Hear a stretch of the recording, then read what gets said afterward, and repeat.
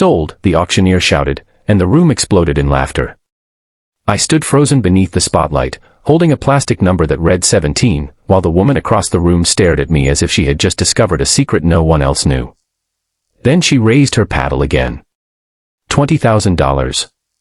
The laughter died instantly. My sister's best friend, Emma, had just bid $20,000 for a charity date with me. 5 minutes earlier, I had been the punchline of my sister Lily's joke.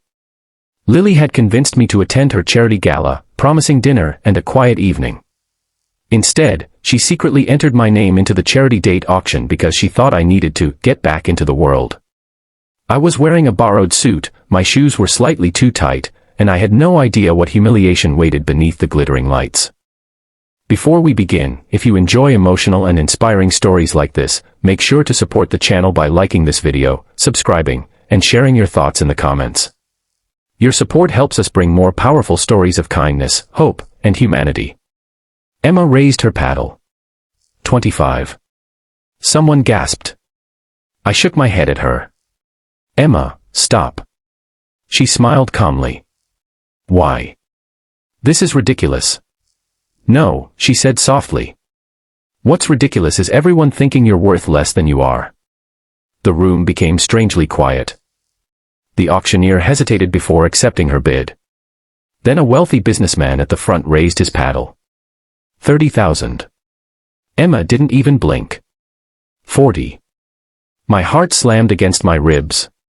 The businessman laughed nervously. 45. Emma raised her paddle. 50. The auctioneer stared at her. $50,000. She lowered the paddle. No one else bid. The crowd erupted into applause, but I barely heard it. I walked toward her after the auction, embarrassed and confused. What were you thinking? Emma folded her arms. That the charity needed money. 50,000. She looked away. Emma. Her smile disappeared. My father's company donated the money. What? I didn't spend 50,000 on you. I stared at her. She sighed. The money was already promised to the foundation. I just needed a reason to make sure it went through tonight. For a moment, I didn't understand. Then she whispered, my father is selling the community center tomorrow.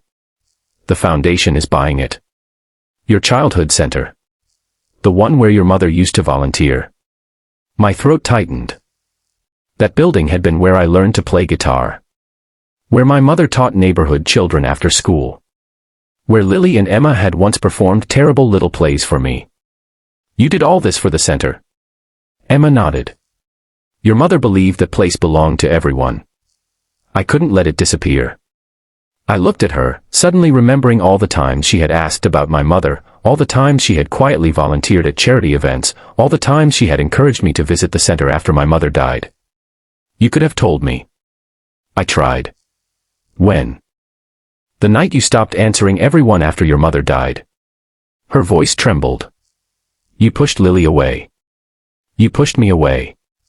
You stopped playing guitar. You stopped laughing. I watched you become a stranger. I looked down. She continued, tonight wasn't a joke. Lily thought the auction would force you out of hiding. I agreed because I knew the money could save the center. But I never expected to bid like that. Then why did you? Emma took a breath.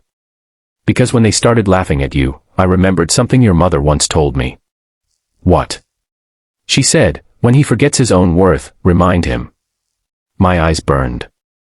Nobody had spoken about my mother that way in years. I turned toward the ballroom windows. Outside, rain slid down the glass, blurring the city lights. I thought everyone had moved on, I whispered. Emma stepped beside me.